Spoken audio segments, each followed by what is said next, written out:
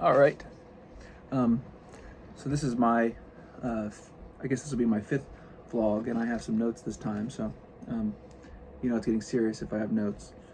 Uh, just wanted to, I guess, recap my vlog so far, just so there's like some continuity. So the first one was I talked about Neil Postman and his like media analysis book, Amusing Ourselves to Death, and I basically like connected that to my rationale for like why I was doing a vlog, and probably worth repeating this idea. He argues that TV is not good for teaching people. It's not good for educational purposes, and that with most media we need to figure out like, well, what is it best used for? And his argument is just like a thrown away comment. His argument is that it's for cultivating co-presence, like emotional connection between people. And I guess I'm testing that idea out with this vlog. Like, we'll see. I also in that first vlog I was musing about how the early days of YouTube vlogs seemed like they were gripping as like it was like a form, a genre. And I watched a few of my friends were doing daily update vlogs, and I watched them, but that kind of practice fell by the wayside, and I guess I'm being a throwback and trying to see if it works today. Honestly, but before I move on to like summarizing, another, I guess part of the context is that I feel like the internet is starting to really suck. Like, it's starting to be like mostly like AI generated material, and when people do actually contribute, it seems like it's it's performative, and also it's either performative and there's no depth there, or it's overproduced and it's for profit. Like, people are actually like, these DIY YouTube videos that were kind of had like, they're basically they were you could tell somebody was just doing them on their own. Like they were like threadbare in their budget, and, but now they're becoming almost like commercial, and they have like sponsors, and there's a lot of post-production and blah blah blah. So I'm trying not to, I'm seeing a spectrum here. Like, one is like performative and superficial and engagement, and on the other end would be like overproduced, for sponsorship. Like there was this sweet spot of like actual human generated content that I don't know, I think that in the history of the internet, like maybe it's specifically in YouTube that it's starting to, maybe I'm just not in the right algorithm, but it feels like that kind of material is going away. But so that was my first vlog, trying to figure out what the heck, why I would even do a vlog. And then the next one was I talked about a novel I was reading, Michael Shea's Niftaline, and that novel's great. I won't rehearse that. And also E.D. Hirsch Jr., I guess you call him I think he was a literary critic, but he was also in this book that I talked about, once again, E.D. Hirsch Jr. The book was Cultural Literacy, and he's functioning more like a cultural critic at that point, not like a literary critic. He's basically talking about like modern communication and the way that you need a certain level of cultural literacy, obviously, to basically communicate. Like, we tend to think that just learning the language is separate from learning like the literary traditions and the cultural values of the language community. But he argues that no, in order to be proficient in like writing, expressing yourself intelligently, thinking with the language, you need to have some sort of content baseline. And but anyhow, it's a really cool book. And then the third vlog was I went on this ramble about writing tools and cognition. Like the thumbs, two thumbs on a smartphone, and how that changes how you think, and typing on a keyboard and how that changes how you think about the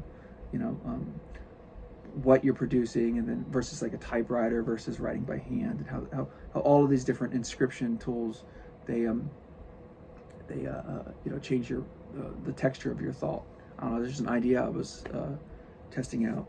And then I think I talked about self-care in that one too, because it's week 13 coming on week 14 of the semester, and I'm a professor, and once you hit like week 13, week 14, you're, I don't know, I'm sure I'm not unique, but it's just you're a little stressed out near the end of the semester because you've been on. So it's weird because a lot of people think academics are they have these like posh jobs and they don't have a lot to do, and like we're just living this leisured life. We're just sitting around reading books all the time. There is time baked into the profession to read and work on your your own research and scholarship and that sort of thing, but you're pretty busy all the time. Like there is one of the difficulties of being an academic is work and life balance doesn't really exist. Like you're kind of always working, and it's always this mixture of like leisure, joy, work, stress. Like it's not like you go and do your drudgery and then you clock out and then you go home and you enjoy yourself or relax. Like it's much, and I'm sure this is probably true for all professions, but it feels like it's acute in academia that there's continuity between your job and your life, and there's no real, even when I do leisure things, like I have some hobbies, like I'm kind of into, you can maybe see the genre books behind me. A lot of those are like indie, sword and sorcery, and like it's basically like print on demand, cutting, like just being like the writers are still writing and producing right now, like these small literary community, like I publish zines and stuff, but that's fun, but that's kind of an extension of what I do as a, I ostensibly am, I teach the history of literary criticism and literary theory, and I'm really interested in literary communities, and obviously, is this a hobby, this kind of fandom that I'm participating in, or is it part of my work? That's part of being an academic, is it's like you're like at least in the humanities, your work and play, what we call the ludic. It's like it's all over the place. There's no boundaries between work and play. Sometimes, I mean, maybe I'm doing it wrong, I don't know. But then the fourth vlog was my cat basically busted into the scene, and I honestly, I don't even really know what I was talking about in that video. I think I was talking mostly about my writing, pedagogy, teaching of writing. I talked about I'm teaching 3 sections of second year writing this semester, and I talked about how I teach that class. So yeah, that was my first 4 vlogs. I just thought it would be maybe useful to summarize it all, maybe just to gather my thoughts, to see like what I've been talking about. If are there any like thematic connections between all 4 videos, and like what have I been talking about? Why have I been talking about these things? Is there a narrative, or is it just like static? Is it coherent, or is it just fragments and static? And yeah, I was thinking about maybe like I'll try to do some like post-production stuff, like add in some, last video I was saying I don't want to do a lot of post-production, like edit things. I don't want to try to let these get too long either, but 10 minutes is my informal limit, but they've been going a little bit over. But I guess like sustainability and regularity is something I want to try for. And I guess in the beginning I'm just going to do like real, just like this, just what's up, here's what I'm thinking, I'm still alive, I'm wondering what I could talk about, like I mentioned last vlog, I'm reading Zen and the Art of Motorcycle Maintenance. I've read it before. I read it back in like undergrad, and I don't remember anything. It's kind of crazy how you can read something like that, and I vaguely remembered it being about how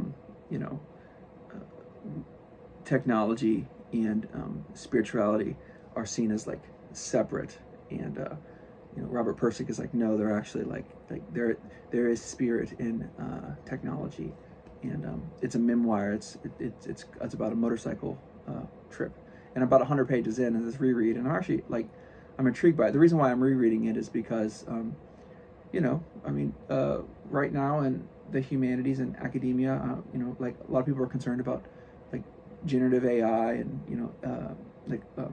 LLMs and students using it to write their papers, and I'm actually like part of this group of we call it like we have this CET, Center for Effective Teaching at CNU, and we have this program called the AI Fellows, and basically like people who have been tapped to really think about how AI might or might not be incorporated into the classroom and how is it affecting. We're basically just supposed to be aware or thinking about technology this semester, and I teach poetry, I teach fiction, I teach aesthetics, and reflection, contemplation, and so I think a lot of people are just like, oh, AI has nothing to do with any of that, and that's AI is just encroaching upon like the human, and I'm kind of intuitively I'm like, you're probably right, but then I remember Robert Pirsig and how he's actually he's one of the writers, the thinkers who comes to mind when you think of like this kind of Luddite humanist who is really reluctant to engage with like a dehumanizing technology or what they perceive as a dehumanizing technology. Robert Pirsig comes to mind as like just popular culture, like he's who you would read if you're trying to deal with that enigma. If I'm a humanist, I'm very suspicious of AI, very suspicious of this new technology that might be dehumanizing. I think rereading Robert Pirsig is a good thing to do. Maybe I'll reread it and be like, oh, it doesn't apply. But so far, the first 100 pages in, I'm thinking it actually has something to say about this moment that my profession finds itself in. So, all right, well, I've went over 2 minutes, and I think I'm going to go on a run now. It's the rain just stopped here, and have a good day.